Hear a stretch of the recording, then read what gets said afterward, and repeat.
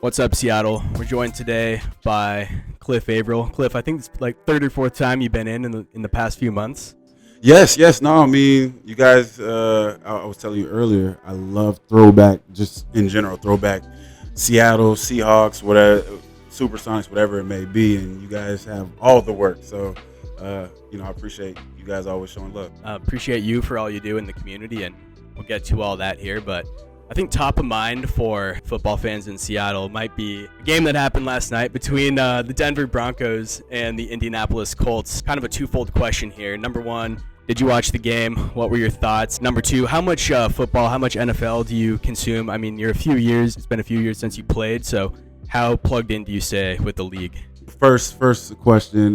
Did I watch the game? I watched the second half of it. My oldest had basketball tryouts. I like to sit through all that stuff, so we did that, and then we watched the second half of the game. A little brutal. A lot of people wouldn't like it because it was a low-scoring game, but of course Russ was playing, and I feel bad for my guy right now. He's not playing well. Team didn't look as great as people expected, but I think he'll bounce back. As far as for the NFL, you know what? It's funny. I've actually slowed up a lot on watching games, but it's not because I don't like football or anything like that. One, the hits look completely different now that I'm out of it. I'm like, ooh, that looked like it hurt. I know they're gonna be sore tomorrow. But it's more so because my kids, man, they're playing AAU basketball, they're flag football, 7-on-7, all that stuff, and they happen to just play on Sundays. So I keep up with the scores, but I'm not able to watch the game as much as I'd like because of that. Totally valid. Family first. I love it.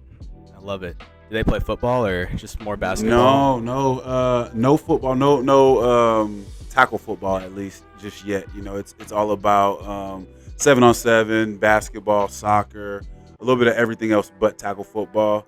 I didn't start playing football until high school. So in my head, I'm like, if it's meant to happen, if that's what's going to happen, he can wait. You only got so many hits in you anyway. So if you can prolong it as long as possible, why not? Cliff, you have the distinction of being one of the only couple players in NFL history to have A, won a Super Bowl ring, 2, been part of a winless season. Take me through that. What's it like having experienced like the highest high you can have in football and also like the lowest low, the 0-16? It's funny. So I was the only player up until probably like 2 years ago. I think the Browns or somebody went 0-16. But yeah, for the longest, being the only player to do that, it's it's a funny stat, a good stat to know. But I think for me, I'm just grateful in how it happened. Like the other guy that might have went 0-16, he might have won the Super Bowl, then went 0-16. Like, that's a tough way of going about it. You know what I mean? On the back end of your career, you go 0-16. You wouldn't feel so great about the Super Bowl. But for me, going 0-16 as a rookie, and then 5 years later, 6 years later, going to be able to be the last team standing, I think I felt like the Super Bowl meant a little bit more to me than say some of my other teammates, because at that point, all those guys had been used to winning. A lot of the guys had been used to winning. A lot of them had been, they're winning 10 games every year. So they don't know what it feels like to go 0-16 or be one of the worst teams ever and then being able to win the Super Bowl. So for me, it was just gratifying. And also, it shows for me, stay the course, put the work in, and it will play itself out. You know what I mean? Like, that's one of my things, is just knowing it's not how it starts, it's all about how it finishes. And starting 0-16 didn't define my career, because I was able to obviously go out and win Super Bowls and go to Super Bowl and Pro Bowls and everything else. Before we wrap, I just want to ask you about what you're doing in the community. Obviously, you have the Champions of Change with Doug Baldwin, Michael Bennett. How did that come together?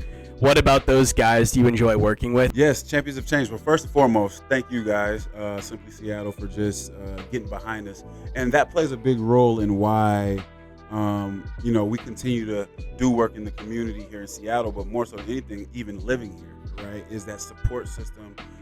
People get behind us on a lot of different things that we try to do in the community. So hats off to you guys. But Champions of Change, we started this a couple of years ago. It started off with myself and Michael Bennett just going back and forth if we want to do a flag football game or a basketball game. He's like, oh, we need to do football. I'm like, basketball is definitely the way to go about it, because obviously no basketball team here or anything like that. But we got into it in the partnership with Doug, myself, Mike B.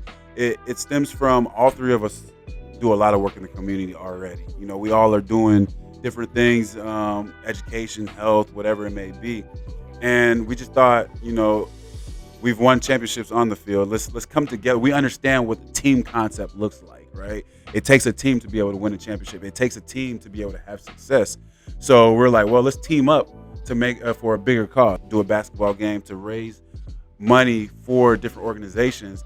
And it was also about shedding light on those different organizations, because they're not the big organizations that everyone knows about. It's the smaller ones, Odessa Brown, Dads, Humble by Design, all these different organizations that a lot of folks don't know much about. So we want to shed light on them as well for the great work that they're doing, because those guys need funding. They need help as well.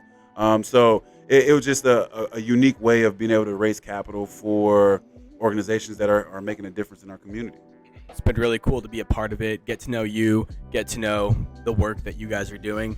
It's really good stuff, important stuff, and super happy to be a part of it. And Seattle's awesome when it comes down to supporting their athletes and what they're doing in the community. For Champions of Change, you guys are on Twitter. You have a Twitter account?